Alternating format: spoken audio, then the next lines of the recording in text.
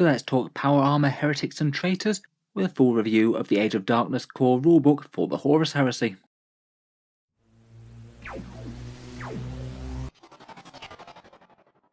Hello and welcome back to Auspex Tactics, where today I thought we'd take a look at the new and revamped Horus Heresy rules, which Games Workshop have launched in this Age of Darkness box, the one with the big chunky rulebook coming alongside the Spartan and all of those Mark 6 Marines.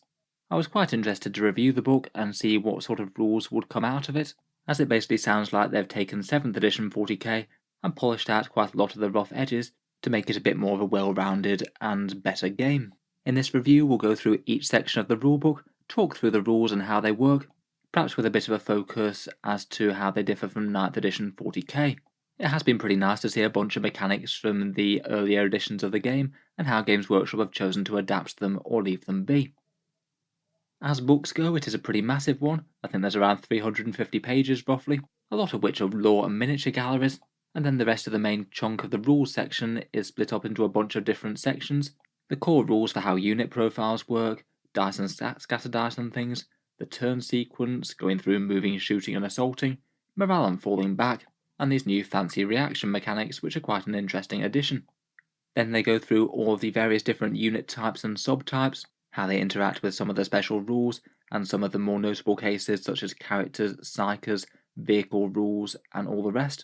Then there's a section on battlefield terrain and how it works with Heresy models, a big and rather chunky section of universal special rules, as 7th edition and Heresy have more of the main rules within the core rulebook rather than on the datasheets. And finally there's a section called Gaming in the Age of Darkness, detailing selecting an army and going over new missions. We'll go over the sections in roughly this order. First up, let's start with the unit profiles of most of the models in the game. These ones aren't for vehicles, which are detailed later. A lot of it's fairly standard stuff if you've played any Warhammer before. The movement characteristic is a new one for Heresy, as that wasn't present in 7th edition, though is kind of standard within 40k these days. Weapon skill works differently to 40k. You roll off against your opponent's weapon skill on a chart rather than just having a flat hit roll. Ballistic skill is kind of similar to current 40k, though worded a bit differently. A higher ballistic skill is better and it keys off a chart. It's also used for reducing the distance on blast markers. Strength and toughness are for how well you take hits and how hard you hit in melee. A difference from 40k currently is that there's things that will be too tough for you to wound. Sometimes your weapons just are entirely useless in Heresy games. The initiative characteristic remains from 7th edition and previous Heresy. Higher is better, and a few different things key off this, such as when you can fight in combat, and also a couple of movements on reactions and things. The standard attacks, how many times you can hit in combat. Leadership, which is kind of similar. Any saving throw is different to 40k, as there's no modifying saves here. Either the AP of the attack beats it or it doesn't. You can only take one saving throw, whether you choose it to be your normal save, or a cover save or invul save if that happens to be better. And you can get feel no pain type saves called damage mitigation rolls in this rulebook.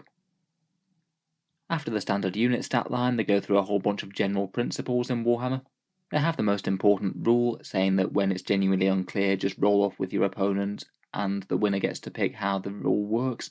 Obviously that only applies if it really is a situation that falls outside the standard rules. Models are in units that must remain in coherency, as we'll talk about in a second. Measurements are used in inches still. They explain what D6, D3 and D66 rolls are. D6 is a standard 6-sided dice, D3 is half that rounding up, and D66 is when you roll one dice then another to consult a big table. The scatter dice is still present in Heresy. You roll the dice and an arrow means that a blast will move and a hit will mean that it will stay where it is. They talk about modifying characteristics. If you divide them you typically round up, and if you're modifying things in lots of different ways then usually you apply modifiers to base characteristics before you go on to doing weapon applications. But if things happen at the same time, you usually multiply or divide, then you add or subtract. For rerolls, as with standard 40k, if you're rerolling something like a 2d6 inch charge result or 3d6, you must reroll all the dice, and as with normal 40k, you can't reroll a reroll. In normal circumstances, unmodified rolls of 1 always fail and 6 always succeed, unless there's another rule that supersedes it. They talk about the blast templates, how you can have different size blasts that have different effects on how far the models are away. A lot of things have characteristic tests, where you roll a d6 and compare that to the model's characteristic. So say if you had an initiative test, If you rolled a 6 and it was higher than your initiative of 4, then that will be failed, but rolling a 3 will be passed.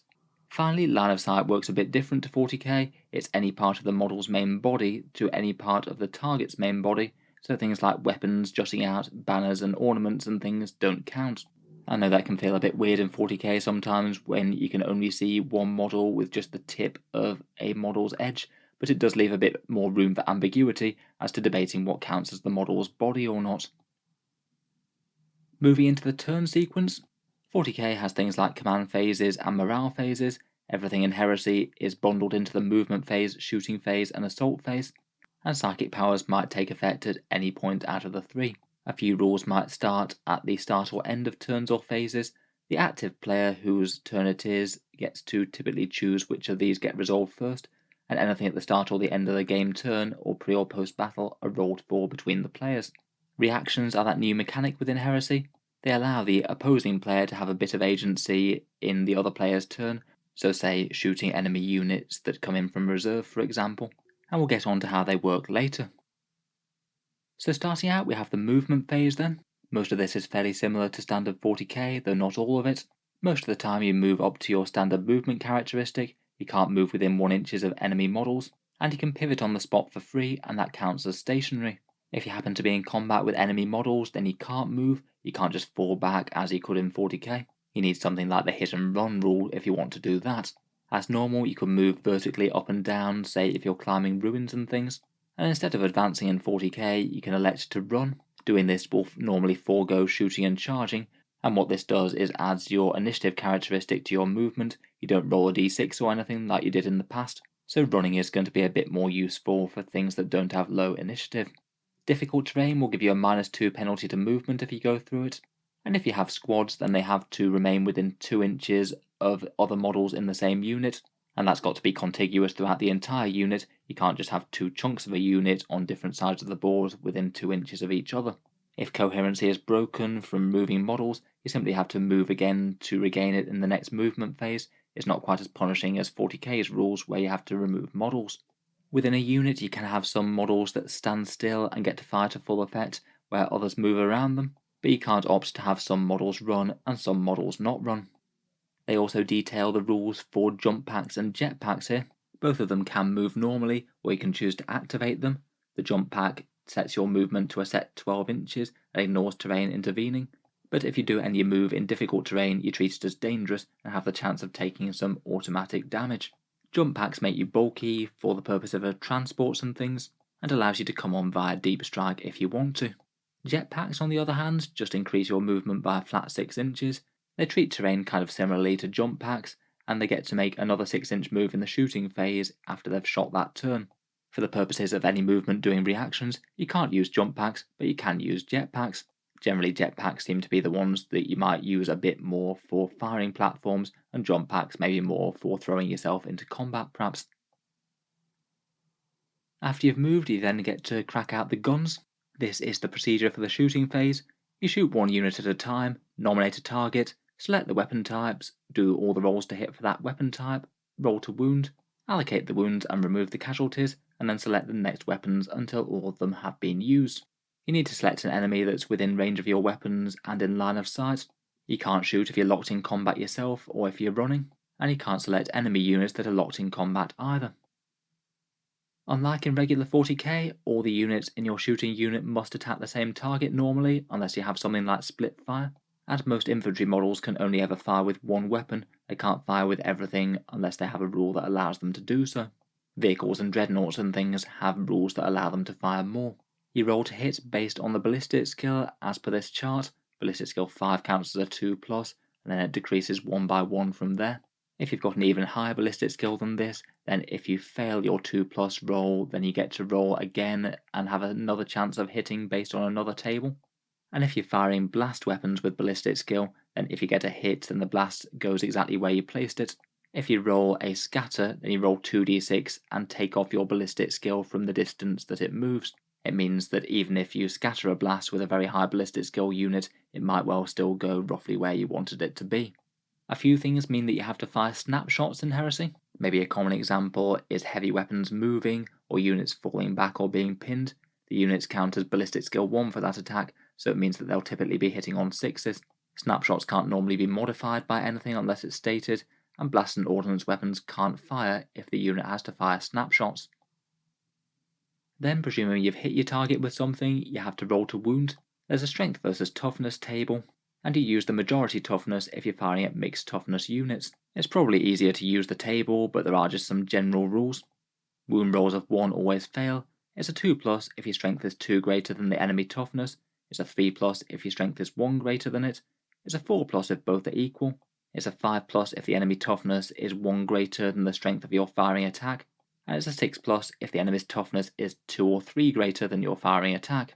If the toughness is 4 greater, say a strength 3 gun firing at a toughness 7 model, then you just can't wound. Using these rules, you generate wound pools for each type of special weapon within the unit. The player who's shooting decides which order these wound pools are resolved against the enemy with, but the enemy that's being shot decides which models take the save first. So say if you had some really high AP stuff, you could maybe choose to take that in a model on a good invul save to help lessen the blow a bit. Unlike in 40k, models that aren't either in range or line of sight can't be killed, so if you could see half a unit, you can only wipe out that half of them with your shooting attack. Then when you're rolling those saves, you have to choose which save you're taking. A lot of the time the best save to use would be your armor save. If the enemy's AP is better than your armor save, then you just don't get that save, and you'd be choosing between invul or cover saves if you have them. Invulnerable saves can be taken against just about everything, much like in 40k, but cover works a bit differently. Rather than improving your armor save, it's a different option that you can choose to take if it happens to be your best save. Say if your Space Marines were in cover but they were hit by plasma weapons that ignore their armor save, you might be able to get a 5+ cover save from your ruin and use that instead of your useless armor.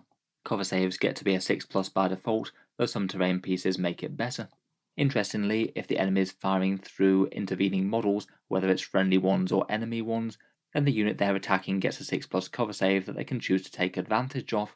Then, after you've failed saves, you get to make damage mitigation rolls. Things like Feel No Pain or Shrouded come under this. This is basically a set chance to ignore the damage you've just taken, and it can be ignored itself by other special rules. Feel No Pain gets negated by instant death, Shrouded by ignores cover. Weapons that you're firing with will all have a type. They'll all have a range, strength, and AP. Lower AP is better, and the strength goes up to a maximum of 10. The weapon type rules have all been tweaked a little bit since both 7th edition and are different to 40k, though a lot of them work kind of similarly. Assault weapons allow you to move and fire normally, and you can still charge after. Heavy weapons need to fire snapshots if they're moving, but can fire normally if they're stationary. Blast weapons can't fire snapshots, so they can't shoot if you've moved, and if you've fired heavy weapons in normal infantry squads, then you can't charge after firing unless you've got a special rule like, say, Relentless. Ordnance weapons are the really big guns, such as battle cannons for example. If you're a non-vehicle with these weapons, you need to be still to fire them, and you can't fire any other guns, and they get bonus armor penetration against vehicles, rolling 2d6 and picking the highest. Pistols are basically similar to assault weapons. If you've got twin pistols, then you can fire both of them, and they count as an extra close combat weapon when they're in melee. Unlike 40k though, you can't still fire them in combat. Rapid fire weapons, such as standard bolters, get 2 shots within half range, whether or not you moved, and then 1 at full range, again whether or not you moved. Rapid fire weapons don't get on well with charging though, as if you fire them then you can't proceed to charge in after. Bombs are quite specific to flyers. Move across something and drop a bomb, and it counts as firing 1 extra weapon in the shooting phase, even though it's done in the movement phase. And destroyer weapons are really big powerful ones, which roll 3d6 and start the single lowest for armor penetration, so they're almost always going to penetrate vehicles unless they're very low strength. When they're causing damage, they cause d3 wounds or d3 hull points rather than the more standard 1. In general, for the most part, the weapons tend to be a little bit less mobile and flexible than 40k. Having a bunch of heavy weapons is quite significant at locking your squad in place, where it doesn't really matter as much in 40k games when you can still move and shoot quite decently. Next up we have the assault phase, and unless you're already in melee, to initiate combat you need to charge. You can't charge if you're either pinned, locked in combat, or if you've shot with certain weapons like heavy weapons as we just said. First up you nominate charge targets, usually a single unit within 12 inches, and if you've shot an enemy, you need to charge that same one. You can't shoot one unit and then charge another normally. You then roll the charge distance. 2d6 inches and can never exceed 12 inches or be less than 2 regardless of any modifiers. But in Heresy they do have an interesting mechanic where faster moving things get faster charges. If you've got a movement of 1 to 4, you charge 1 inch less. 8 to 10 gives you a +1, 11 to 12 gives you a +2, and 13 or more gives you a big +3. Like in the movement phase, difficult terrain gives you a -2 inch to charge modifier, and if your unit happens to have charged an enemy unit and has gone through difficult terrain, they also have to fight at initiative step 1, often meaning that you're going to have to fight after your enemy. You have to roll a high enough number to bring one of your models into base contact with the enemy one. You start by moving the closest units to the nearest closest enemy model, and then the rest of the models in your squad must attempt to contact the enemy unit if possible, but if they can't, then they can contact other enemy units if they want to, though this will make your charge disordered. Another interesting mechanic is the surge move. This happens if a charge was failed, and it still gives your unit the chance to make a small move towards the enemy, moving half of the rolled charge distance, and potentially gaining a little bit of crafty extra movement, even if you didn't actually manage to make it into glorious melee. Then, when you've made combat, you get to fight. You and your opponent choose which combats to resolve one by one, and within that combat you count down in initiative steps with the highest one going first. So say if you had a combat with initiative 5 models in it, they'd all strike, then any initiative 4 ones, then any initiative 3 ones. You don't get a bonus to striking first for charging here. At an initiative step, the models can pile in 3 inches. They can't go into base contact with other enemy units that weren't in the combat already, and they have to wind up closer to the enemy unit that they were fighting. The models that can fight are the ones that are in base contact, or if they happen to be within 2 inches of a friendly model that is in base contact. You then roll your attacks, getting an extra attack per model if you manage to charge, though you don't get this if it was a disordered charge and you'd chosen to contact multiple enemy units. Additionally, if you have 2 single-handed weapons, such as a bolt pistol and a chainsword, then you get an extra attack as well. Again, in another difference to 40k, hit rolls are done by comparing weapon skill. There's a table rather than every unit just hitting on a set amount. Again, there's some rough rules to what the weapon skill comparison will be. You'll be hitting only on a 6+ if theirs is double yours, a 5+ if it's more than yours, a 4+ if it's equal yours, and then you'll be hitting on a 3+ or 2+ if yours was higher or if yours was double theirs. A higher weapon skill is better, and it goes up to a maximum of 10. Then you resolve your hits with the combat weapon profile that you've chosen. Wound rolls are done the same as shooting, and the same as shooting, they have to be resolved against the most injured model in the squad first, if they happen to have multiple wounds and one was already injured, but otherwise your opponent gets to allocate them. If at any point there are no more models engaged in combat, then any remaining wounds are lost, so I believe your opponent could mitigate casualties a bit by just removing the entire front rank that was base to base.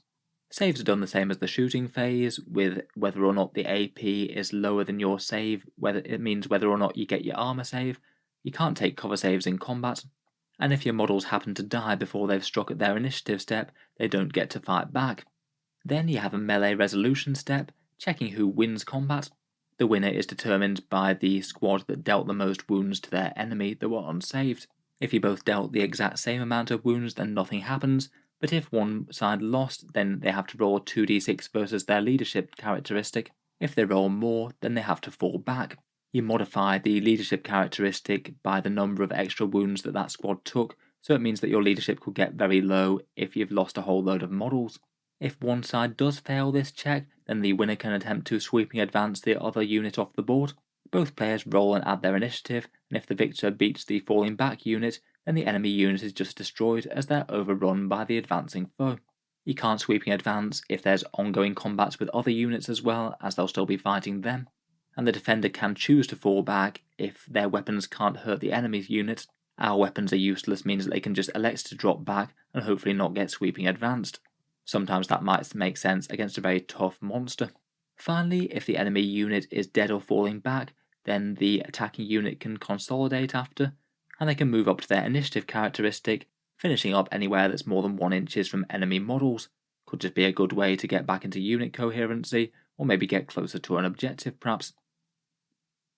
So that's the basic turn sequence, but there's a few more things that need addressing, such as morale and reactions. Morale isn't really a discrete phase as it is in 40k. Morale checks are done, as per we said in the assault phase, rolling 2d6 versus your leadership. If it's higher than your leadership, then it fails. Several things can modify them, such as losing that assault like we said, but a double one always succeeds. In the shooting phase, or very occasionally in the movement phase, losing greater than 25% of the current models remaining will usually trigger a morale check. So say if you had 20 Space Marines in a squad, 6 of them get killed, then you'd have to test morale or face falling back. This doesn't happen in the assault phase, that's superseded by whoever wins combat, and as we mentioned, is modified by each -1 modifier for each extra wound they lost over their opponent's one. Your unit immediately falls back upon failing that check. It moves 2d6 inches directly towards your board edge, not slowed by difficult terrain, and if it falls back from combat, then you can increase it to the minimum amount that would get it 1 inch clear of enemy models. Falling back units can only fire snapshots, can't make reactions, can't be pinned, and fail other morale checks automatically until they're regrouped and can't charge. Then, in each of your movement phases, they take another leadership test before they move. If again they fail, then they fall back once more. But if they pass, the unit gets to consolidate, again using up to their initiative characteristic. The newly regrouped unit can't charge, but they only fire snapshots in shooting. If the unit gets assaulted while it's falling back, then you immediately test to regroup. If it's failed, then the unit is destroyed, and the unit's destroyed if it runs off its own board edge. It's perhaps a bit more involved and all or nothing than the 9th edition leadership mechanics in 40k. Though I must admit, while it is a bit fiddly, it is quite cinematic to have squads actually physically retreating off the board if they are broken in morale by the enemy. Next up, we come to these reactions, a new mechanic for the Horus Heresy, options that a player can use during their opponent's turn. Normally you can do 1 reaction per movement, shooting and assault phase, though there's plenty of special rules that allow you to do more, such as some warlord traits within this book. Even if you do have multiple rules to increase reaction numbers, you can't normally have greater than 3 in any one phase unless the rule specifically says so, and a bunch of units can't do reactions, such as ones that are pinned, falling back, or locked in combat and things. In the core book, there's 6 normal reactions, as well as a couple more which are detailed in other sections, such as intercepting. The standard ones have 2 in the movement phase, shooting phase, and assault phase. The movement phase ones declare a bit of movement when the enemy unit finishes a move that's less than 12 inches from one of yours, and then your unit can either choose to advance or withdraw. Advancing allows you to move your initiative characteristic directly towards the enemy, and withdrawing allows you to do the same but directly away. Vehicles pivot up to 90 degrees and then move 6 inches forwards or back. Potentially could be a way to make an enemy charge almost undoable, or potentially hold back the enemy in an area further up the board. Shooting phase ones are done after failing saves but before damage mitigation rolls. The 2 options are either returning fire or evading. After the shooting attack's resolved, then you get to shoot the enemy back with your unit, potentially very powerful if it's a big meaty shooting unit, and flamers attack with the Wall of Death special rule within 8 inches. Evade gives you a bit more toughness, giving you a shrouded 5+ save, which effectively works like a feel no pain type save as a damage mitigation roll. You can't use this on immobilized vehicles or move 0 units. Then the assault phase ones are used when the enemy player declares a charge. Overwatch allows you to make a normal shooting attack against the charging unit, vehicles only using defensive weapons. Templates use the Wall of Death, the enemy doesn't get cover saves, and he can't use weapons to fire outside of line of sight. Again, that looks kind of powerful, seeing as you could be firing to full effect with potentially a big scary unit. The other option is hold the line. Your unit must take a morale check, and if it's passed, then the opponent's charge counts as disorders. That would usually cost them an attack, and could cost them more depending on their special rules. And if the charge fails that they attempted, then any other charges that were made against the same unit also count as disorders. Overall, they do seem quite powerful, maybe incentivize taking some bigger stacked up units that could react extra hard. Next up, we have the different rules for the various different types of units in the Horus Heresy. Infantry units are basically the ones that we've been talking about so far with no additional special rules. There's a lot of infantry models out there and have the simplest type of rules. Then we've got cavalry. They can't be pinned or slowed by difficult terrain, but treat difficult terrain as dangerous instead, and they fall back 3d6 inches, not 2d6. As with the other types of units, you need to be a character of the same type to join a similar unit, so say you'd have to have a cavalry character join a cavalry unit, you couldn't have an infantry character joining them. Automata, like things from the Mechanicum, get fearless, ignores poisoned and fleshbane, and can't make reactions. And dreadnoughts have been shifted from being vehicles with armor values and now have wounds and toughness profiles instead. They gain Fearless and ignores the Poisoned and Fleshbane special rules. They get to fire with all the weapons that they have and any heavy or ordnance weapons on the move, and then still charge after shooting. Demon units interestingly get varying abilities throughout the game, starting strong and getting weaker. They get +1 strength and toughness on turns 1 and 2, no benefits on the next 2 rounds, and then -1 strength on turns 5 and 6. Rather than having the more normal morale rules, they have a demonic instability type rule, where if they take a morale test and fail it, then they take D3 casualties. They can't fall back with the weapons are useless rule. They gain fear, ignore enemy fear, and auto-pass pinning and regroup checks. Finally, if you attack demons with a force weapon, then attacking them gets the instant death special rule as well. Finally, as there's Primarchs running around in the Heresy, they get a small suite of special rules to go with them as standard. They're independent characters, Eternal Warriors, Fearless, have It Will Not Die 5+ regenerating wounds, are bulky and relentless for shooting. They don't suffer negative modifiers to their characteristics, so they'll always perform well, and if they're needing to make snapshots, then they still hit normally. Hits allocated by the Primarch are in a separate wound pool, and they basically get the precision blows rule, and if you have a Primarch in your army, then they must lead it. Then, as well as the main unit types, there's a whole bunch of subtypes, before we get on to the more radically different ones like characters, psychers, and vehicles. Line is often applied to troops things, and it becomes a scoring and denial unit. That's important for objectives. Anti-grav units ignore terrain when moving, but never get cover. Artillery get their models removed if there aren't any crew left. They can't run, charge, or do reactions, can't hold or deny objectives, and can't sweeping or advance, and always get caught in sweeps themselves. Basically, they want to stay well away from combat as you'd expect. Monsters in this seem to count basically as infantry but get the monstrous keyword. They can't be pinned, they can fire all weapons, and get a few similar rules to Dreadnoughts, such as firing heavy or ordnance weapons when moving, and then charge after shooting. Some units can have the heavy keyword, such as Terminators. You get to reroll failed saves against template and blast weapons, so they're extra good against them. They can't run, and their reaction initiative movement gets a -1 penalty. Finally, there's light units, basically the opposite of the heavy ones. They get +1 to their move when they're running. They can still shoot a little bit when they run using snapshots, but if they do elect to run, then they can't make benefit of cover. Moving on to characters next, and these have a similar sort of version to independent characters in the previous 7th edition, and are quite different to how they work in 40k. In Heresy, they can leave and join units if they're independent characters, and also squad leaders count as having the character keyword as well, things like Space Marine Sergeants, and it can be important for things like accepting challenges and stuff. Independent characters basically join or leave units in the movement phase. They declare which units that they're joining at the end of the movement phase, and while they're part of a unit, they basically count as a model in that unit for all rules purposes. Sometimes they can confer their own special rules to the unit they've joined, but not always, and the squad that they're in does give them some measure of protection. Even if the character has taken some wounds, you can still choose to allocate wounds to another squad member before they have to take it. If they're not in a unit though, they can be singled out and shot just like other units. One of the more interesting things for characters is that you can issue challenges, a mechanic that came from 7th edition and still seems alive and well. In a combat, you can start by having one of your characters issue a challenge, and the player whose turn it is gets to issue the first one. They basically get to have one of their characters stand up and issue the challenge to the enemy, and then their opponent can either choose to accept or decline the challenge against this champion. If they accept, they must nominate their own character to fight against the enemy one. If they refuse, then none of their characters will accept the challenge, but their opponent gets to select one of the enemy characters and make them unable to fight, which could be quite a big deal if they're quite powerful in melee. If a challenge is accepted, then it means that you move both of your models to base contact with each other, and they can only fight each other this phase. Other forces outside the challenge also can't fight against them unless they happen to have slain all other models in the squad.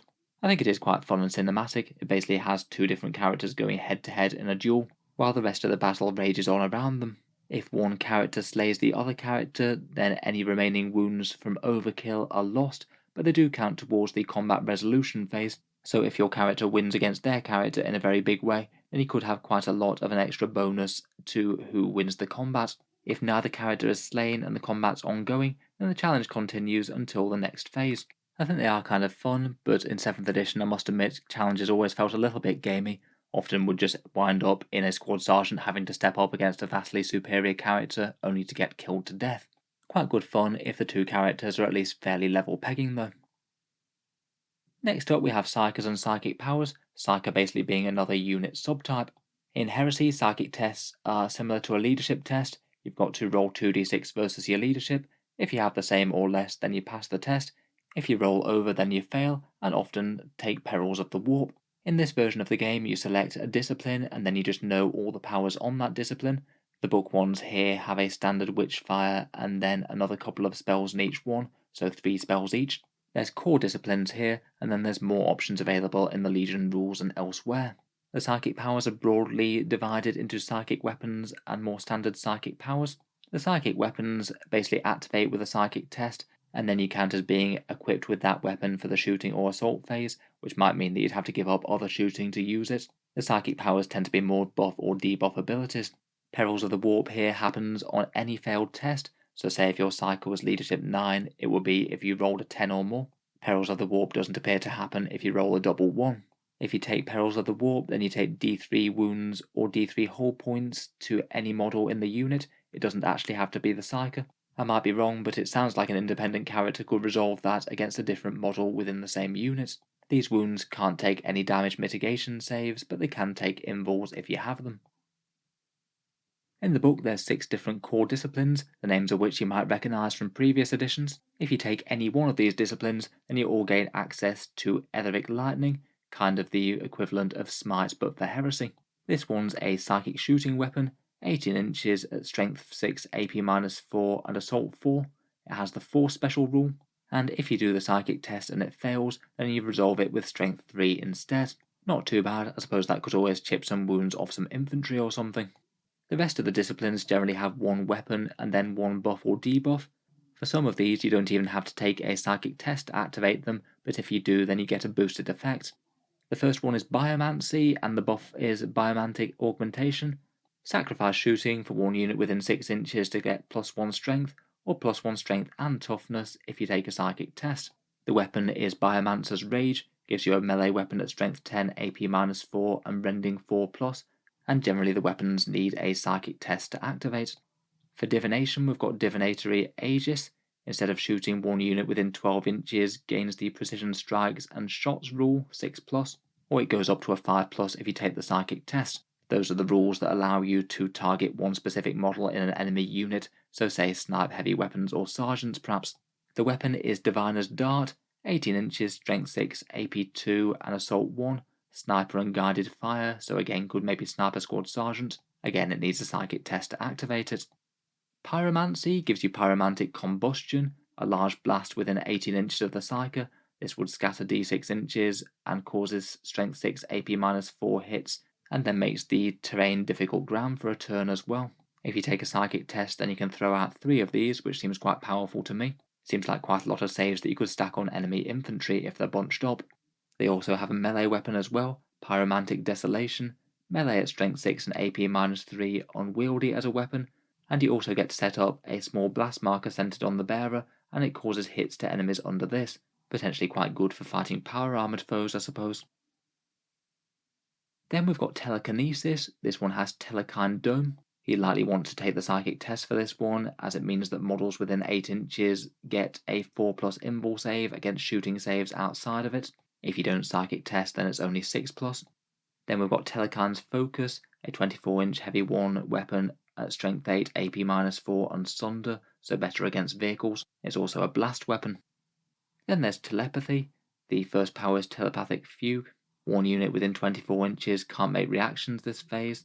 And then there's a weapon called Telepathic Hallucinations, 36-inch range assault 6 weapon, where if you hit the enemy they take a pinning test. You add 1 to the pinning test for each extra hit from this, so it means that if you hit with quite a lot then the enemy unit's quite likely to be pinned. Finally there's Thaumaturgy. This one kind of similar to Sanctic type spells from previous editions perhaps. There's a healing spell that allows you to regenerate a wound on a 5+, and one called Thaumaturgic Cleansing, which is a template weapon at strength 4, AP-3, and it wounds demons on a 2+, and they must re-roll invuls against it. Particularly nice if you happen to be fighting otherworldly forces I guess. Overall I think that most of these are at least quite exciting. Big buffs to strength and toughness could be quite nice for biomancy on a stacked unit, and making a unit very likely to be pinned each turn seems quite nice as well. Next up, let's go through vehicles, another fairly chunky section of rules. As those who have played 7th edition and previous would know, they worked quite differently before 8th, with armor values, line of sight drawn from weapons, and damage tables and things. Their characteristics are quite different. They just have movement, ballistic skill, and armor values for front, sides, and rear, and a hull points characteristic, basically the amount of essentially wounds they have left. The movement characteristic is new as well. Previously, Heresy vehicles just fell into various different type categories, but this one does give you a bit more nuance as to vehicles and how fast they move within those categories. They still do have some set speeds for how far they can move if they want to fire their weapons as well. If vehicles counter stationary, they can fire all their weapons, and you can still counter stationary while pivoting on the spot, unless the vehicle happens to be immobilized. Otherwise, most vehicles get either combat speed or cruising speed.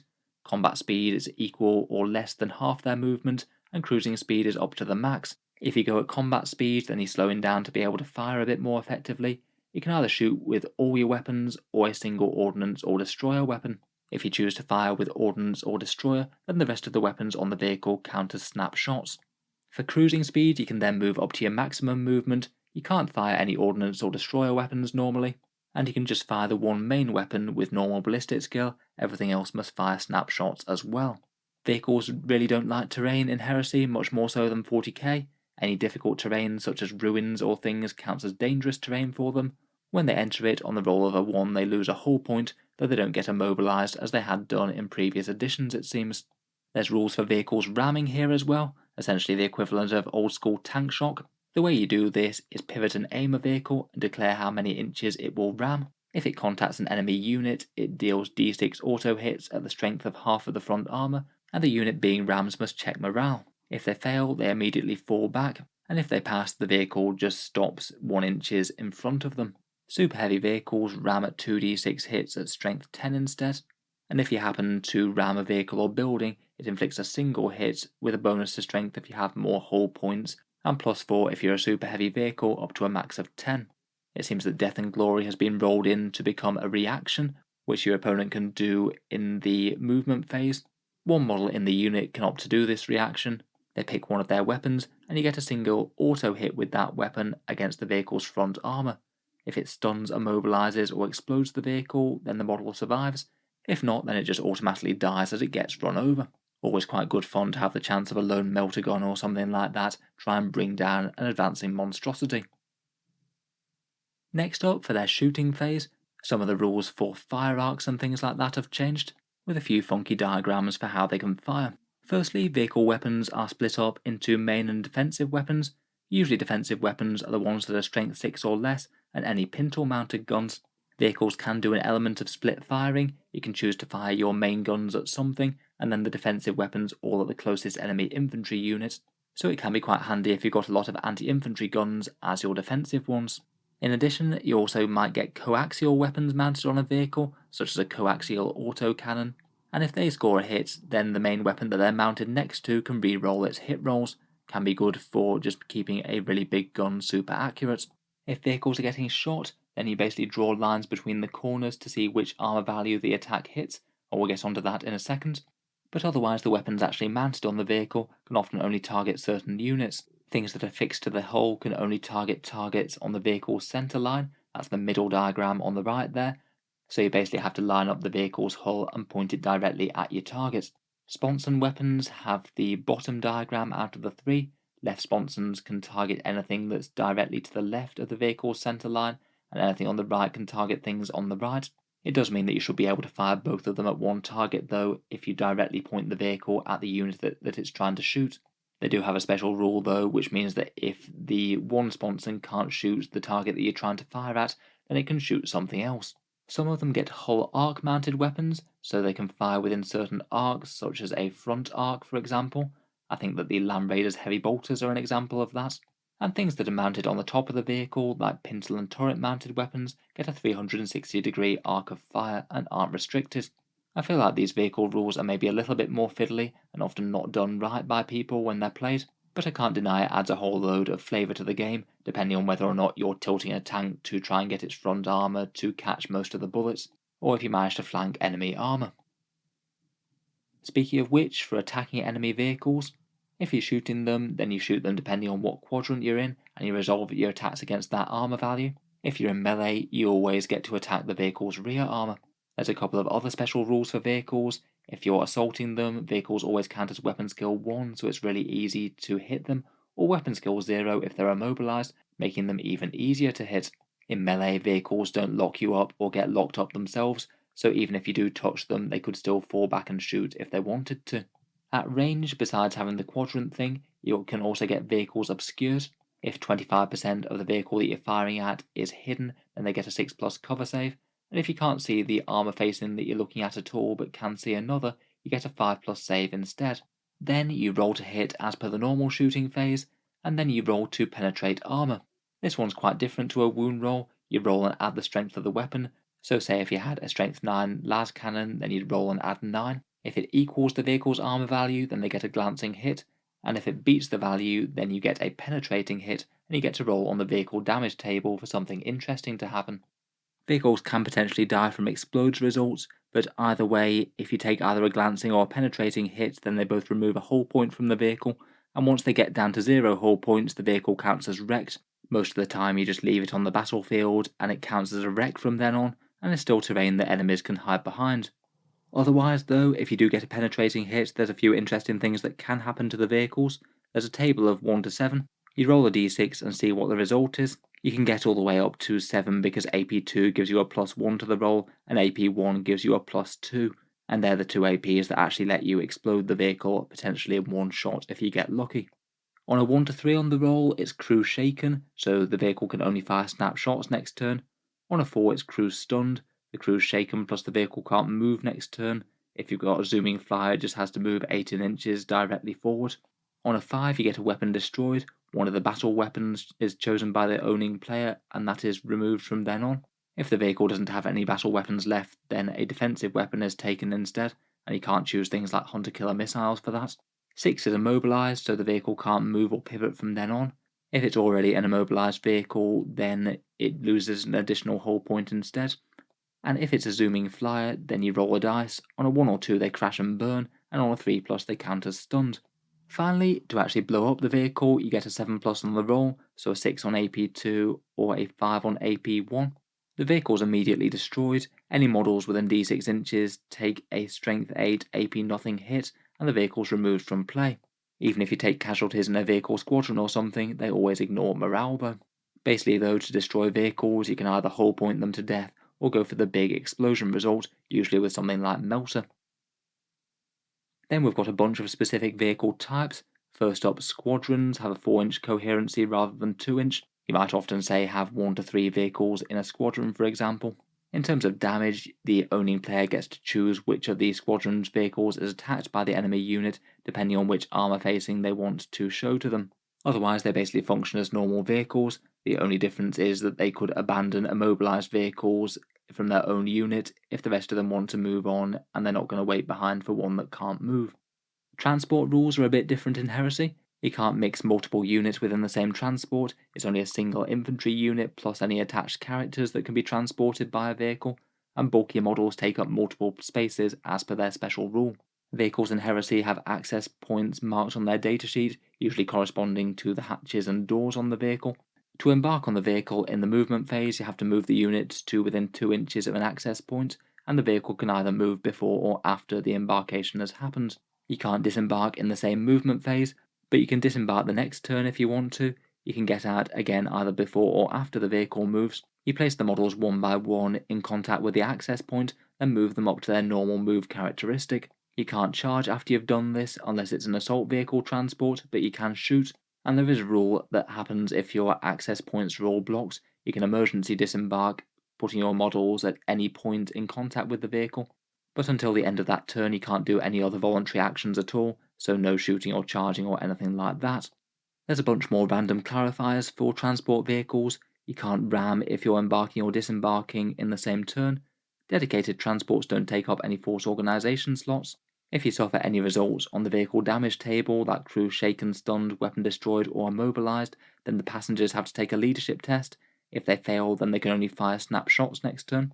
If the transport vehicle is wrecked from hull points, then the occupants take a pinning test after they've emergency disembarked, and then they can move away up to half of their movement. If the vehicle explodes from that 7+ result on the damage table, the squad appears where the vehicle was, and all of them take a strength 8 AP nothing hit. They again then have to take a pinning test or be pinned down. If you're very unlucky and your transport was a zooming flyer that's been shot down, then again they appear from the wreckage, but instead they each take a strength 10 AP2 hit, so that you're very much less likely to survive that. There's plenty more vehicle types though. Slow vehicles move slowly and steadily and keep up heavy fire. They're always counting as cruising speed unless they're static, meaning that in general you do want to keep them stationary if possible. But they do come with a bit more protection, rolling 2d6 and picking the lowest on the vehicle damage table, so you're really unlikely to explode them. Fast vehicles, on the other hand, always count as moving at combat speed, so will generally be able to fire most of their guns. The only time it doesn't is if they opt to go flat out, in which case they double their movement. They can only fire snapshots, and you roll a d6 after they've done so. On a 1, the vehicle suffers a crew stun result and a glancing hit, as apparently they've hit something along the way or lost control of it. Finally, skimmers can basically fly, moving over terrain and models, but ending the move in difficult or dangerous terrain means they have to take a dangerous terrain test. In general, like other vehicles, you still typically measure from their hull. Next up, we have super heavies, which break a few of the normal vehicle rules just because of how big they are. They ignore both difficult and dangerous terrain because of their size. When they're shooting, they always count as stationary and can fire weapons at different targets. They're more limited in terms of reactions, only making reactions to other super heavies, knights, titans, or models with 8 or more wounds. On the damage table, explodes results just deal an extra d3 hull points to them, but they ignore shaken, stunned, weapon destroyed, and immobilized. Basically, you have to try and hull point them to death gradually. When they're destroyed, they go up in an actual explosion. Units within d6 plus 6 inches get hit by a strength 7 plus d3 hit with AP minus 4, so they are at least fairly likely to cause damage when they go down. And finally, if they happen to be a transport, when they're destroyed, the occupants take strength 10 AP3 hits, so again go down pretty hard. Knights and Titans keep most of those rules the same.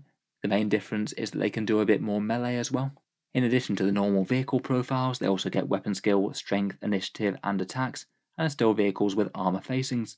Their movement is more similar to infantry, though they completely ignore terrain due to their size, and they'll typically fight as infantry as well, though they can't sweeping advance or consolidate. When in combat, they can opt to do stomp attacks, where they get d3 plus attacks at strength user, AP minus 2, and at initiative 1. They can't use these against other super heavies, and they're never locked in combat, so you can't just charge one to tie one up. They also specify a couple of other ways that weapons can be mounted for them. The weapons on the arms can fire in any of the fire arcs besides the rear one, and carapace-mounted weapons on the top of the vehicle's hull can't shoot enemies within 12 inches, as they can't get the angle on them. Flyers next, and apparently in Heresy they have to begin game in reserve, presumably moving on with the normal reserve rules, which are rolling a 3+ from turn 2 and 3 onwards, and then automatically arriving turn 4 if they haven't got there already. The main rule for flyers is that most of the time they'll be zooming. They have to move at least their movement characteristic and can move up to double this, and if they're forced to go slower than it, then they're wrecked. Before they move, they can pivot 90 degrees in either direction, so sometimes it is going to mean that their flight path is a bit locked and they can't go exactly where they want to. But similar to 40k, they can't be charged when they're zooming, and there doesn't look like there's any proviso for anything that's flying charging them either. And they still have the rule about leaving combat airspace, so zipping off the board and then coming back on later from ongoing reserves. Otherwise, when they shoot, they can fire 4 guns of any type, main or defensive, and they can choose whether or not to get the Skyfire rule when they fire, which determines whether or not they can fire a normal ballistic skill at flyers or ground targets. For reactions, they're a little bit limited. Their moves can't trigger enemy reactions, and the only reaction that they themselves can make is to use the evade one when they're fired at. If they're wrecked rather than exploding, then they'll crash and burn. You scatter a large blast template somewhere 2d6 inches, and it causes strength 8 AP nothing hits on anything that it touches. This happens as well if they get immobilized, as we just mentioned, if they roll a 1 or 2 after the immobilized result happens. Flyers have a couple of subtypes. They can be hover flyers, which can basically switch into being a skimmer, so their fly move would now be a maximum move rather than a minimum. And they can be a lumbering flyer, which essentially sounds like a super heavy flyer, where explode results just deal d3 extra hull points to them, they ignore the other damage results, and they explode in the same way that super heavies do. And with that, we're done with subtypes of vehicles, so let's get on to battlefield terrain next. In general, I'd say that the rules are maybe a little bit more light touch than 40k's terrain rules. There's not quite so much provision for ruins artificially blocking line of sight when they wouldn't normally. They usually just confer cover saves. So if you did want terrain that is actually going to block line of sight from other models, it would actually have to physically block line of sight. So having a few windows and things potentially could allow you to draw some fairly silly ones through multiple bits of terrain, I guess. First up, they make the distinction between open terrain and terrain pieces. There's several different types they talk about here, and typically if models are 25% obscured by any piece of terrain, they get a 6+ cover save. Sometimes I guess it will be obvious, but I can imagine at least a few debates being had as to whether or not 25% of a model is obscured or not. In terms of subtypes, barricades grant you a 5+ cover save, so they offer a bit more protection, and for the purposes of charging, they both count as difficult terrain, and you can also count yourself as in base contact if you're less than 2 inches from the enemy across one, allowing you to fight a combat with an enemy unit on the other side of a barricade. Imposing statuary gives you a 4+ cover save, and either loyalists or traitors get fearless within 2 inches of it, depending what the statue is dedicated to. Then there's 3 different areas of area terrain: ruins, craters, and jungles. Ruins give you a 5+ save, craters a 6+, and jungles a 6+. All of them count as difficult terrain, and the crater also gives you a 4+ cover save if you happen to be pinned in one, which I thought was quite a nice touch. We mentioned difficult terrain earlier. It basically does give you a -2 movement to your normal move and to charges, plus if you happen to charge into a bit of difficult terrain, then you fight at initiative 1, unless you have things like frag grenades. Then we have dangerous terrain, again which we've mentioned a few times. If your model moves at any point through dangerous terrain during the move, then you have to roll a 1d6 per model, and on the roll of a 1, it takes a wound without any saves or damage mitigation rolls allowed. For vehicles, that equates to taking a hull point. Finally, there's impassable terrain, which is fairly self-explanatory. You can't move through it, but flying units can move over it, provided they don't end within. In general, it feels like the terrain rules might be a bit more applicable to lower save armies, granting the cover save that they do, and not a modifier to saves like in 40k. I do kind of wonder whether it might have been good to have some sort of abstraction with blocking line of sight things though. I think as 9th edition goes, it is quite a strength not to have armies just gunned off the table in big alpha strikes. Also in the terrain section we have buildings and a few datasheets for fortifications that you can bring along as part of your army. If you've brought along any buildings, then you can set them up in your own deployment zone when you deploy your army. Buildings typically have armor values, hull points, and a transport capacity very similar to vehicles. Typically small ones will have 4 hull points, medium ones will have 6, and large ones 8. They have access points in the same way as transports, going in and out through doorways or on battlements, and models in squads that are embarked within a building can fire from designated fire points with a set capacity for how many can shoot. Plenty of buildings have emplacement weapons that can fire with the ballistic skill of the embarked unit, and if you happen to attack buildings, then they have a vehicle damage table in a similar way to vehicles. There are some similarities. There's a bonus of +1 for AP2 and +2 for AP1. They can get shaken, and the occupants have to fire snapshots. On a 4 they're also shaken, but they also take D6 strength 6 auto hits on the occupants too. On a 5 it's weapon destroyed, or counts as 6 if there's none left. A 6 is a partial collapse, where embarked units can't shoot, and they also suffer 2d6 strength 6 AP nothing auto hits. And on a 7+, the building is destroyed, 2d6 strength 6 hits 2 units on the battlements, and 4d6 to the occupants, and if the battlements are too high off the ground, then the unit will basically die anyway.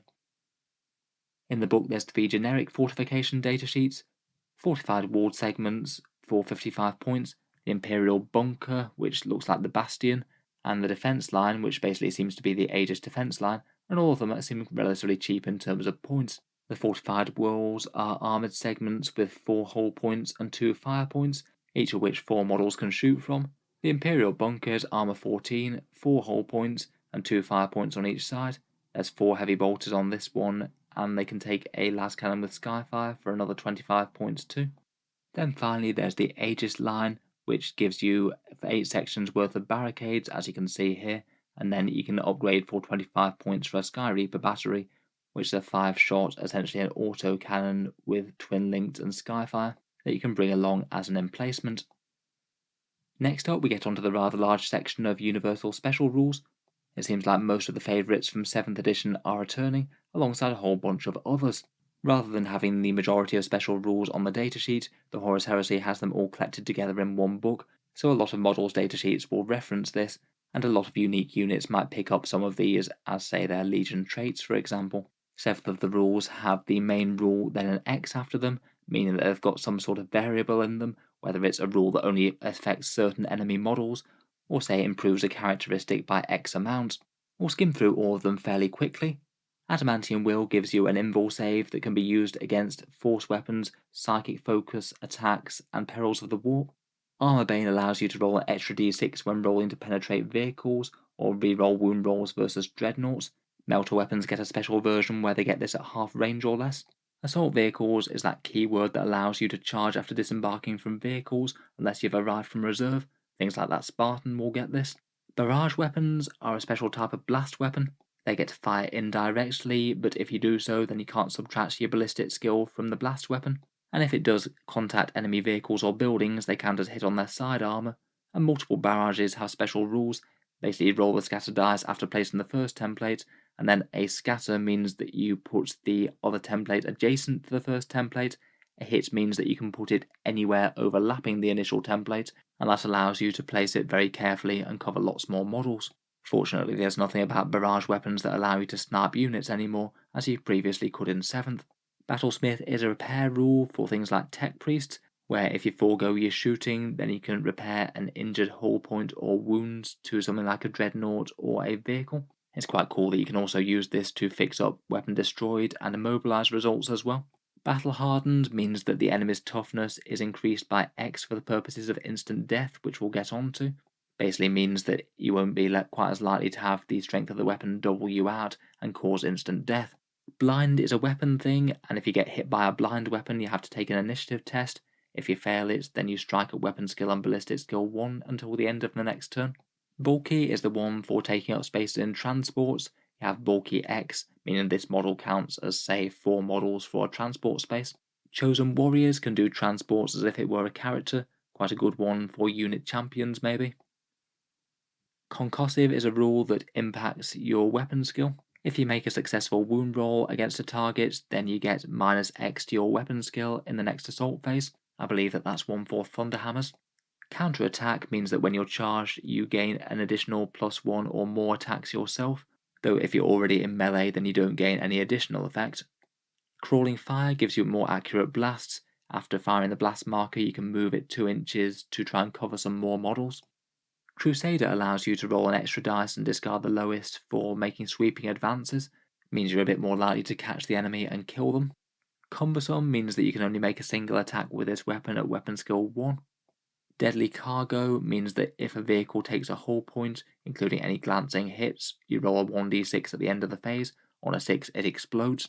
I believe that will be one if you've got, say, an automatic weapon vehicle or one with a massive flamethrower maybe. Deflagrate, I believe, is the Volkite one. Unsaved wounds cause an extra hit at the same profile, which can be saved normally on your normal saving throws.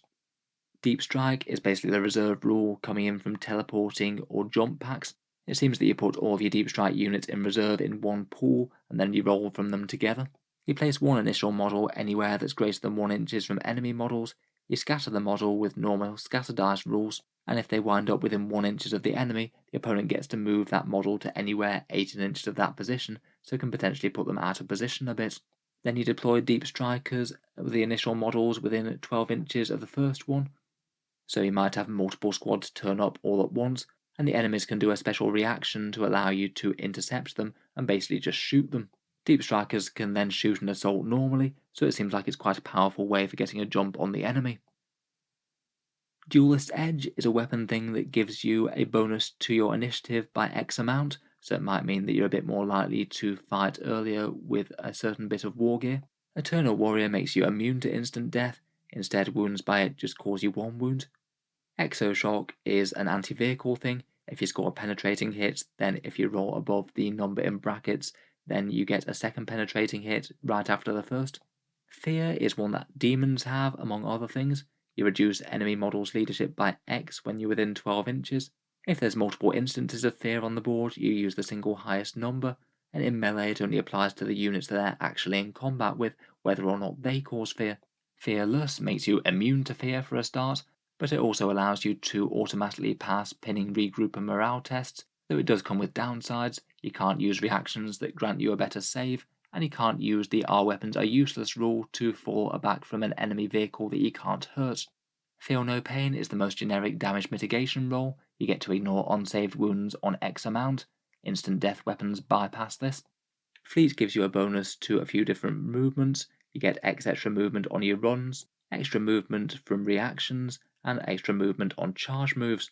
If you have multiple instances of fleet within the same unit, then they move at the pace of the slowest. Fleshbane is the thing that vehicles and dreadnoughts are immune to. Wound rolls automatically succeed on a 2+ against units besides the excluded ones, so pretty much guarantees that you get a bunch of wounds on those. Force is the psychic one that we mentioned already. Psychic weapons can allow you to do a psychic test to double the strength of their attacks. Sometimes that might mean that it puts them in the region where they could cause instant death, perhaps. Firing protocols is a rule that allows you to fire with multiple weapons rather than one, so firing protocols with 2 would mean you would shoot with 2 weapons, not just one. Furious Charge gets a bonus of X to your strength on the charge, unless that charge was disordered. I guess that could be quite powerful to use that reaction that makes the enemy charge disordered against a Furious Charge unit. Gets Hot means that unmodified hit rolls of 1 cause an auto wound on the firing model, with AP equal to their attack. This one's going to make firing off those plasma weapons more risky, and if it happens to be a vehicle that suffers the Gets Hot roll, you roll a further d6, it's only on a 1 or 2 they suffer a glancing hit. When blast weapons fire, they have to roll an independent d6, and if they get hot on a 1, then the weapon can't fire, and you take the damage that was mentioned above. Graviton Pulse keys off enemies' strength. You have to roll a dice, and it has to be under the enemy's strength to wound them.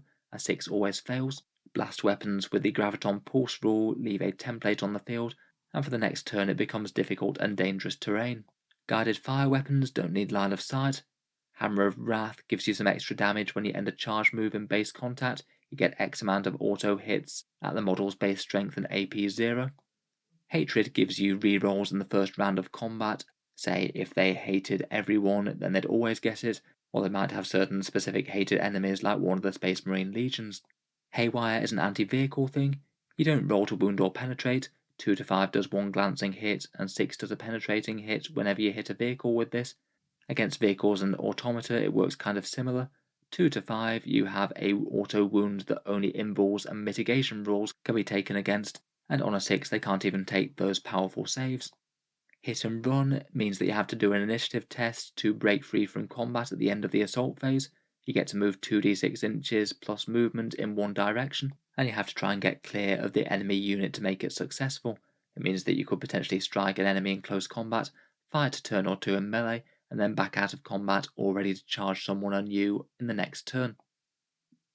Infiltrate is the rule for setting up in the midfield. You have to set up greater than 9 inches from enemy units, or greater than 12 inches if any enemy units can see them.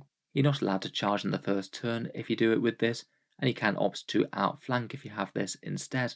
Characters without Infiltrate can't join an infiltrating squad in deployment. Ignores cover is quite simple, you can't get cover or shrouded saves against it. Instant Death is for the dangerous weapons where if a save is failed, you reduce the enemy wounds to 0 straight away. There are some weapons that just have this innate, but you can also get this if the strength of a shot is double the enemy's toughness, so say the enemy is toughness 5 and you hit it with a strength 10 weapon. It Will Not Die gives you a chance to regenerate wounds or hull points at the end of your turn. You have to roll over the number specified for the chance to get a wound back. Lance weapons treat enemy armor values that are greater than 12 as being 12, so land raiders and things will go down a bit easier. Legion Astartes is a rule that means that you can't mix different legions within the same detachment, and it confers rules based on the individual legion rules within the Liber Astartes books.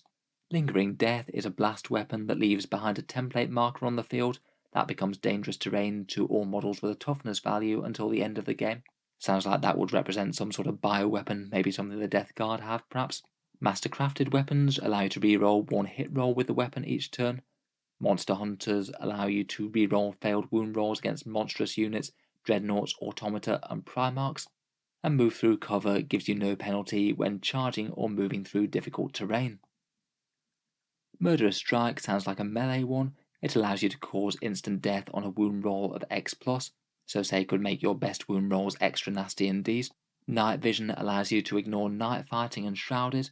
Night fighting is quite powerful and does appear in quite a lot of the missions. One-shot or one-use weapons are things like Hunter-Killer missiles, where you only get a single attack, but the weapon can't be destroyed on vehicle damage tables and things. Outflank is kind of a similar rule to Deep Strike. Basically, you have all of your outflanking units working together. You use a flanking assault in the mission, and then enemies have to arrive from reserve on a single reserve roll. You place a marker on a board edge, you roll a dice, and on a 2+, the controlling player can then move it an extra 6 inches. On a 1, the enemy can then move it 24 inches, and basically have your reserves come out somewhere unhelpful. Then any of your outflanking units move onto the board from a normal move from that point, and then can still run, shoot, and assault that turn, so they could potentially get stuck right into the action. Again, these could be intercepted by that unique reaction. If the enemy can see them, then they can basically make a normal shooting attack against them. Pinning is one that we've mentioned a few times already. If a unit suffers unsaved wounds against a pinning weapon, then it has to take a pinning check, a leadership test, and if it fails the test, then the unit is pinned. You don't have to test if you're already in melee, if you're a vehicle, or if you have fearless, but if the squad does fail, then it can't move, run, charge, and can only make snapshots with shooting weapons. Plus, if the unit was hunkered down in terrain, the enemy don't suffer the Initiative 1 penalty for charging through difficult terrain, they just get to fight normally. You don't have to test to regroup or anything for pinning these days, they just automatically return to normal at the end of the following turn, but it could be quite disruptive, I think. Poison weapons wound on a fixed value versus non-vehicles, dreadnoughts or automata. You get to re-roll the wound roll versus models that are lower toughness than your strength in melee. Power of the Machine Spirit allows you to split fire between different targets, so allow some of the biggest and nastiest vehicles around to allocate their firepower how they'd wish. Precision shots and precision strikes basically require you to roll higher than X number on your hit roll. If you roll higher than the number, then you get to allocate which models take the wounds against it, so it could be an opportunity to snipe out something like a squad sergeant. Shots is for ranged weapons, strikes is in melee. Preferred enemy nominates an individual foe, and you get to reroll hits and wounds of 1 at both range and melee against that enemy. Could be good for certain legions that have a big rivalry perhaps. Radphage means that if an enemy model loses a wound, then it's -1 toughness for the rest of the game, though you can't stack this multiple times. Could make models more susceptible to instant death, for example. Rage units get an extra number of attacks on the charge, usually 1 but could be more. Rampage units are good against hordes. If they're outnumbered by the enemy, then each model gets X number of attacks more and can fight even if they're not engaged. Should make certain bulky units be quite good at wading through hordes of enemies, but you don't gain this if you made a disordered charge this turn. Relentless is a rule that allows you to shoot and charge even if you've fired with heavy or ordnance weapons and you counter stationary when doing so. I believe that might apply to things like bikes. Rending is a wound roll benefit. If you roll X or higher on the wound roll, then the attack will also wound the enemy regardless of their toughness, and you resolve it at a big AP2, presuming AP2 is better than your previous AP. Against vehicles, the result instead grants an extra D3 extra armor penetration, so if you roll a high number, you're fairly likely to penetrate enemy armor. Shell Shock gives a penalty to pinning as per the number X. If you're hit by a shell shock weapon, then you're extra likely to be pinned, I guess. Shock Pulse seems like it's an electric weapon to work against vehicles, dreadnoughts, and automata. If you're hit by this weapon, they can only fire snapshots. If you get a penetrating hit against a vehicle or an unsaved wound against a dreadnought, then that unit can only fire snapshots next turn. Super Heavies can ignore this though. Shred gives you a nice simple reroll wound rolls. Scout allows you to redeploy 6 inches for infantry, dreadnoughts, and automata, or 12 inches for things like vehicles and cavalry. They can move outside of the deployment zone with this, but they must stay greater than 9 inches away from the enemy. Shrouded is a damage mitigation roll similar to Feel No Pain that basically represents extra cover. You can only use this against ranged attacks, and if they ignore cover, they'll ignore Shrouded too. Pathfinder allows you to auto-pass dangerous terrain, and if you've got an independent character, then it allows you to automatically grant that to your squad you're leading. Slow and Purposeful means that you can't run or sweep in advance, but you can shoot and charge normally when using heavy rapid fire and ordnance weapons. Sniper weapons means their hits are automatically precision shots, so again good for taking out those squad sergeants. Specialist weapons don't get the +1 attack from fighting with 2 weapons unless both weapons are a specialist weapon. I believe things like power fists might represent that. Split fire means that one model can fire at a different target in the unit, so still quite restrictive I guess, but I suppose you could have an individual special or heavy weapon target something different if you have one. Sunder allows you to reroll AP versus vehicles and buildings, and you can choose to reroll glancing hits in an attempt to get a penetrating if you'd like. Strafing Run allows you to increase your ballistic skill by X when targeting a non-flyer. Stubborn means that you can ignore negative modifiers to morale and pinning checks, meaning that your troops always have a pretty decent chance of passing those. Support squads are additions to a force that can't be used as a compulsory force organization slot. Swarm units are vulnerable to blasts and templates, getting double the wounds from these type of weapons as they're more effective against little hordes. Template weapons use the Flamer template. The narrow bit touches the firing model and can't cover any models in the firer's unit, but then you angle the big end towards the enemy, and the amount of enemy models that covers gets you a certain number of hits. Template weapons all ignore cover by default, and you can opt to snap fire them with Wall of Death. You get D3 auto hits against non-flyers within 8 inches, and Hellstorm weapons use the really big Flamer template, getting D6 auto hits for Wall of Death instead. Torrent weapons are big Flamer weapons. They just take the Flamer template, place the small end somewhere within X inches, and the wider end somewhere further away. That can be very easy to line them up to get absolutely tons of models under the whole templates. Twin Linked doesn't just get you twice the number of shots as it does in 40k. You get to reroll failed hit rolls. If you're using scatter weapons, then you have to reroll the scatter dice and the 2d6 inch, and template weapons get to reroll wound rolls instead. Two-handed melee weapons can't get the +1 attack for having 2 different one-handed weapons, kind of makes sense. And finally, unwieldy weapons means that you fight at initiative step 1, unless you're a dreadnought or a monstrous unit, they get to fight normally. Overall, it's a pretty massive set of tools for things to build armies with. I feel like there's definitely positives and negatives to having so many universal special rules. I guess everyone would have access to them, but at the same time, it could mean a fair bit of flicking and looking around for special rules that you don't come across all that often. The last section of the book is the one for playing missions of Horus Heresy, basically how you put together an army, the force organisation chart, allies and upgrades and things, and then how you play and fight over missions. Similar to Games Workshop's other main games, they have the various different modes of play: narrative play, open play, and match play.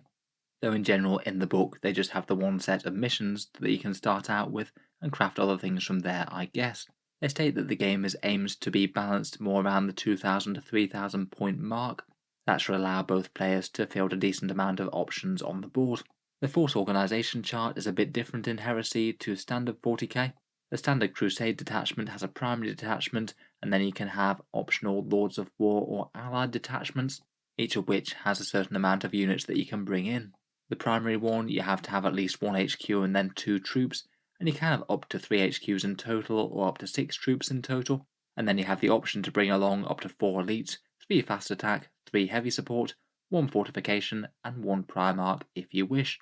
The Lord of War detachment is just a single Lord of War, and the Allied detachment must have an HQ and troops choice. Then you can have up to 3 more troops, 2 more elites, and 1 fast or heavy. Dedicated transports don't fill up force organisation slots, and you can only have a maximum of 25% of your force dedicated either to Lords of War or Primarchs, so you need some pretty enormous armies to justify bringing Titans along, I suppose. For those Allied detachments, there's a rather big matrix of how all the different Space Marine legions ally with each other. Some of the Emperor's descendants get on better with each other than others do. There's 4 different tiers of alliance: Sworn Brothers, Fellow Warriors, Distrusted Allies, and by the Emperor's or War Master's command only. Sworn Brothers are basically good allies.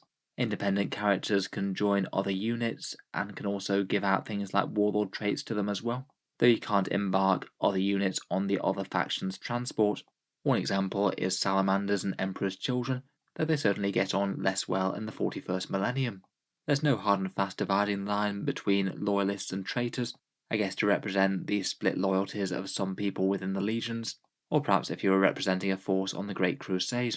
Fellow warriors fight alongside each other but ignore any positive modifiers, and they can't have independent characters joining each other's units. One example is Iron Warriors and Dark Angels.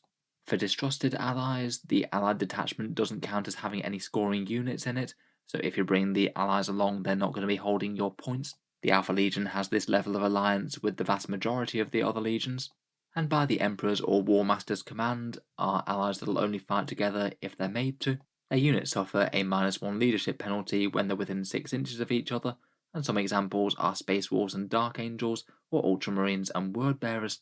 Not that many armies actually have this one though, most can get along at least to some extent. Finally, there's Agents of the Emperor or War Master. These count as Swarm Brothers, for example the Legio Custodes.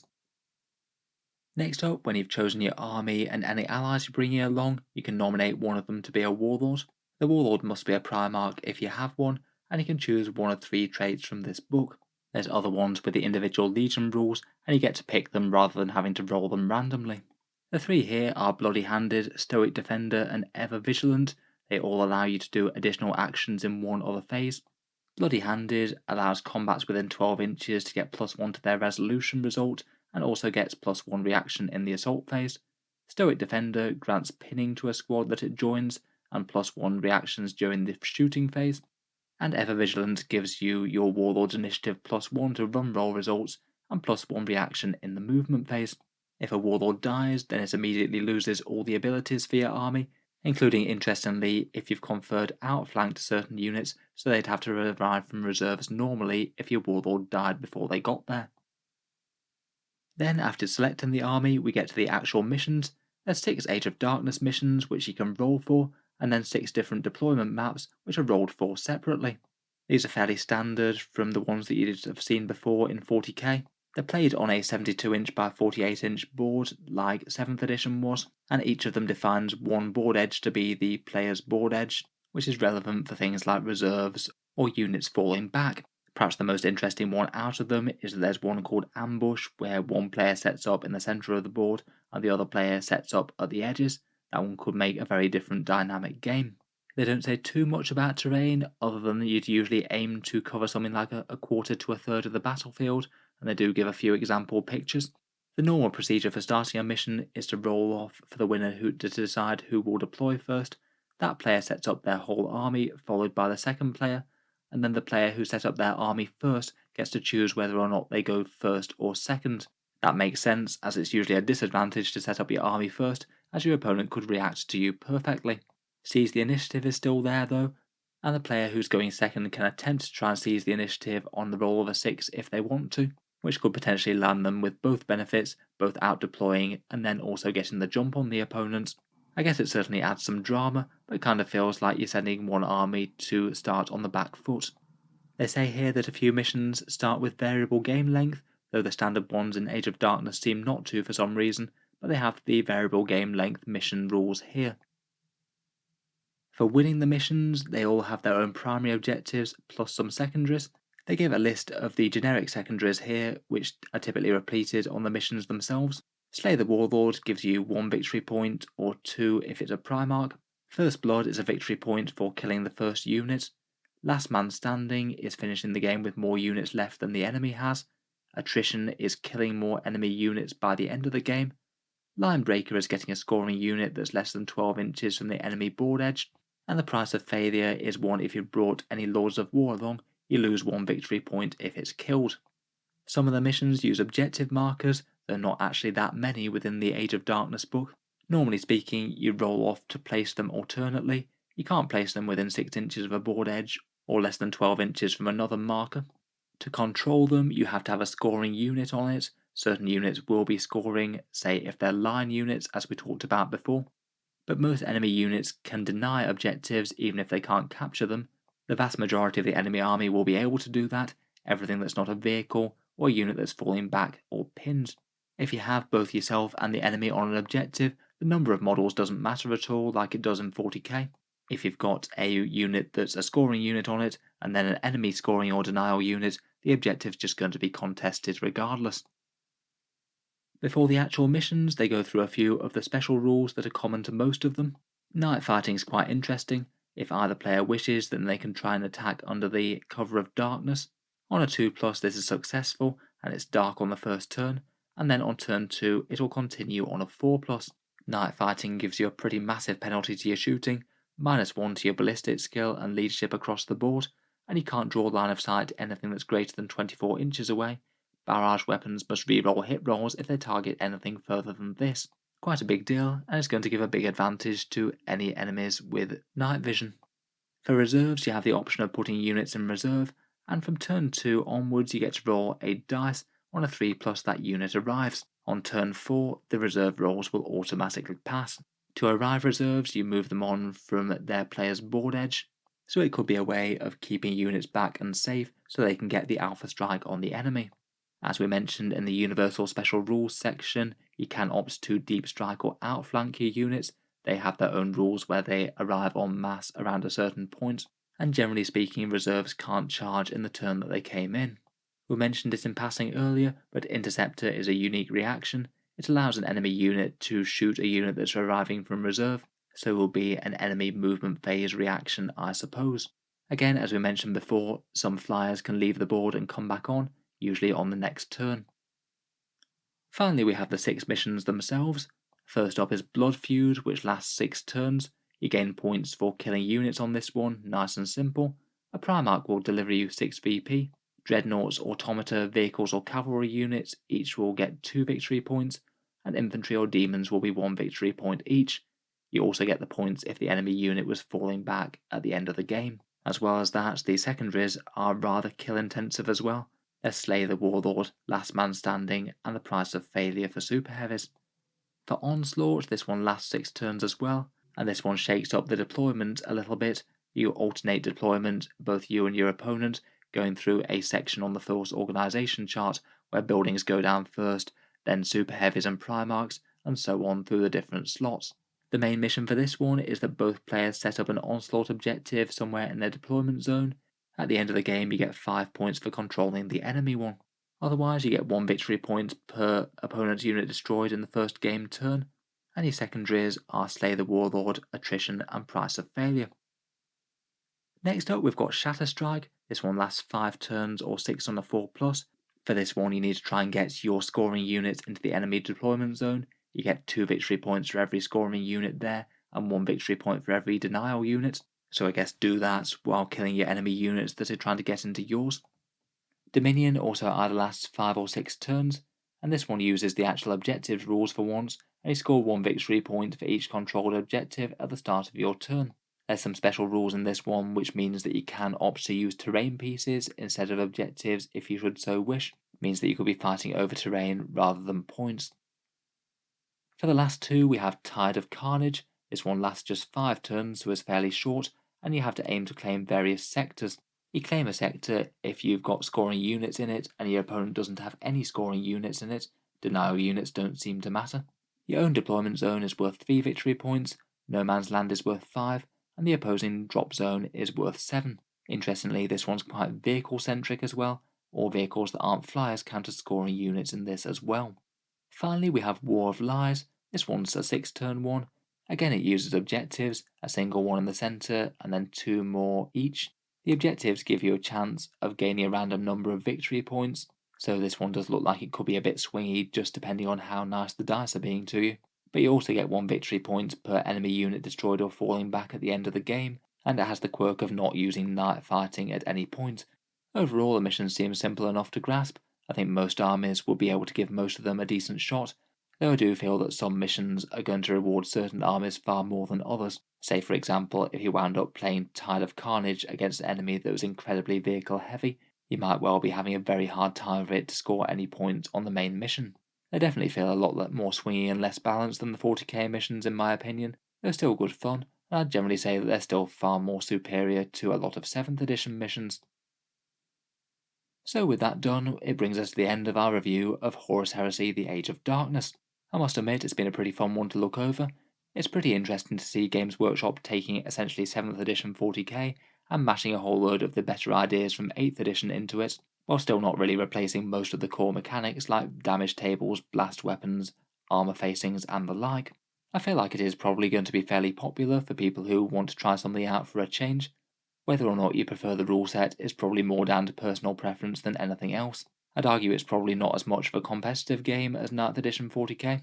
There's quite a lot more randomness, particularly for the missions, and maybe a bit more scope for being subjective in certain rules. For a lot of people though, I think that's going to be a price worth paying for interesting mechanics like armor values, models falling back, and templates and such, so I'm sure a lot of people will get plenty of enjoyment out of this.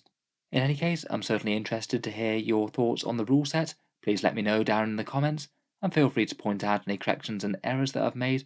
I'm sure there'll be lots in a full new game review like this. I'll try and post a pinned comment for the most major stuff down in the comments below. Let me know whether or not you'd like to see more Horus Heresy content or not. I wouldn't be against maybe reviewing some of the Legion rules and things. I'm certainly a 40k player more than a Heresy one, but if that's something that you guys would be interested in, then it might be something I can try and work into the schedule. In any case, feel free to subscribe to Auspex Tactics if you'd like to see a bunch more 40k stuff. And before I go, I might just mention the Patreon page, which is what makes big videos like this possible. Making big hour-long plus reviews of codexes and things does take an awful lot of time. This video has been one of the biggest and longest effort ones I've made in a while, and took a very good number of days to get together. If you have been enjoying the content on the channel, any support keeping it coming on the channel's Patreon page is enormously appreciated. It's linked down in the video description, and I do try and give a fair few rewards to channel viewers as well, seeing certain videos early, regular votes to see what sort of things come next on the channel, and automatic entry into the regular prize giveaways with a chance to win some really big model kits each month. If any of that sounds good to you, or you'd just like to help support, then the link is down in the video description. In any case, a massive thank you for listening, and I'll hope to see you guys next time.